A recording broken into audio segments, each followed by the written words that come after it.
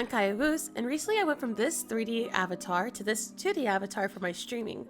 It was a really big upgrade for me and I wanted it to be done professionally, so in order to get it done, I had to hire someone, but it was a bit scary because a lot of people don't really detail what goes into the process. So today I'm going to tell you and show you what I did to get a new VTuber model. Keep in mind this is my very first one, so it'll likely be different depending on who you choose, and remember to verify the people that you're working with. So let's get into it. The very first step was finding someone to design my avatar.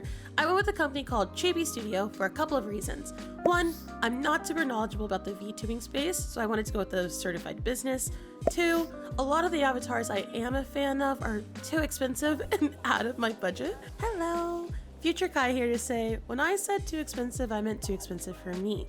If an artist is too expensive for you, you're gonna have to find someone else, or you're gonna have to find a way to come up with the money. Don't ask someone to lower their prices for you because they work really hard on our designs. So shout out to the artists, and back to the video. And three, I want to continue using my avatar, and I want my avatar to evolve over time, and I want a company that I can keep going back to, or at least have a really solid base to go off of. But those are just my preferences. Feel free to research this, see the pros and cons for yourself, and you choose. The next thing I had to do was deliver references of what I wanted. Some people are able to design their character beforehand, but I don't have an artistic bone in my body, so I did what I could, aka go to Pinterest, create some mood boards, and send them off to my artist.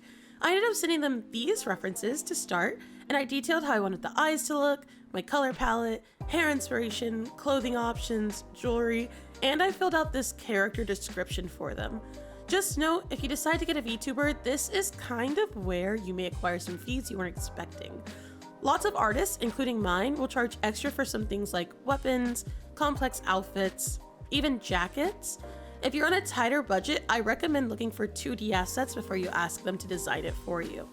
Once I sent that off, we officially started the drawing process. This is kind of where you just have to sit and wait for your baby to come home, but this is also the time for you to be fully honest with yourself and your artist about what you want.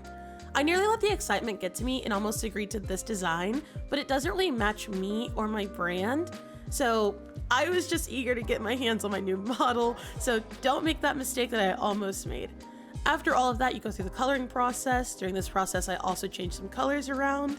And then after that, you get to the rigging process. From there, they deliver these files over to you, and then you load it into VTube Studio, and technically you're ready to stream.